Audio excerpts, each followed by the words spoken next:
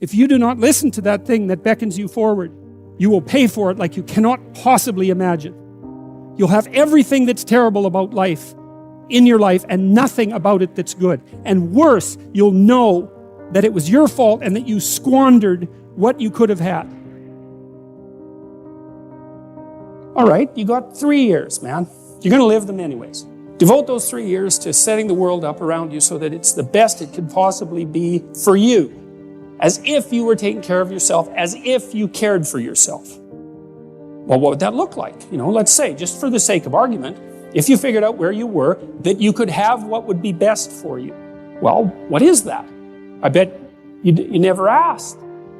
People don't ask. And so life comes at them like random snakes, and they sort of fend them off. And life goes by, and things don't work out the way people expected them to. But a huge part of that is they didn't know where they were because they wouldn't look or didn't know that they should look. Ignorance and willful blindness, right? 2 great catastrophes. And they never figured out where they wanted to go or why. Now, there's a problem with figuring out where you want to go.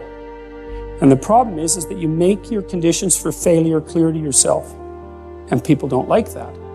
So if you keep yourself in the fog, then you can't tell when you screwed up. Now, that isn't so good because you're still screwing up. You're just too blind, self-blind to notice. Although in the short term, that's less painful. If you make your criteria for success razor sharp, then you know every time you screw up. But that's great because then you could fix it. Or maybe you could adjust your damn plan. Either way, you can fix it. It seems to me you might as well make it the best one you could live in because you don't have anything better to do. You can't make yourself interested in something. Interest manifests itself and grips you. That's a whole different thing. And so what is it that's gripping you? How do you conceptualize that? Is that a divine power? Well, it's divine as far as you're concerned because it grips you and you can't do anything about it. And so there's a calling in you towards what you're compelled by and what you're interested in. And sometimes that might be very dark and sometimes not. But you're compelled forward by your interest. And so the idea that what moves you away from your country and your father's house and the comforts of your childhood home is something that's beyond you and that you listen to and hearken to. That's exactly right. And you can say, well, I don't want to call that God. It doesn't matter what you call it exactly. It doesn't matter to what it is, what it's called. It still is.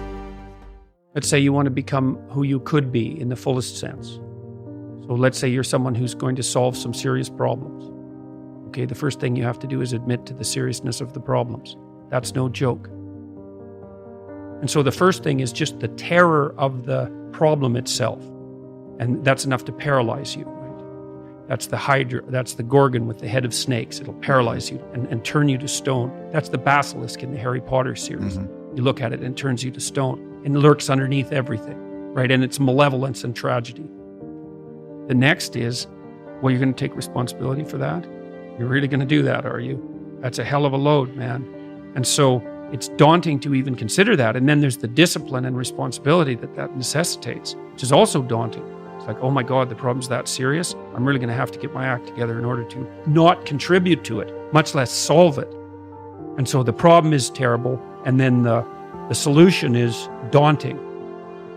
But the upside of that is like, well, there isn't anything better to have than a problem that's worth solving, like that's really worth solving. Right? And so the more of that you take on, the more you have a reason to get out of bed in the morning, no matter what. Like, I'm getting up, I'm trudging forward. Doesn't matter what I'm suffering from. I've got things that need to be done. They're necessary. And that gives you that sense of purpose that is the antidote to bitterness.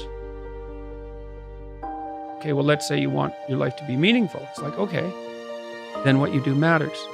It actually matters.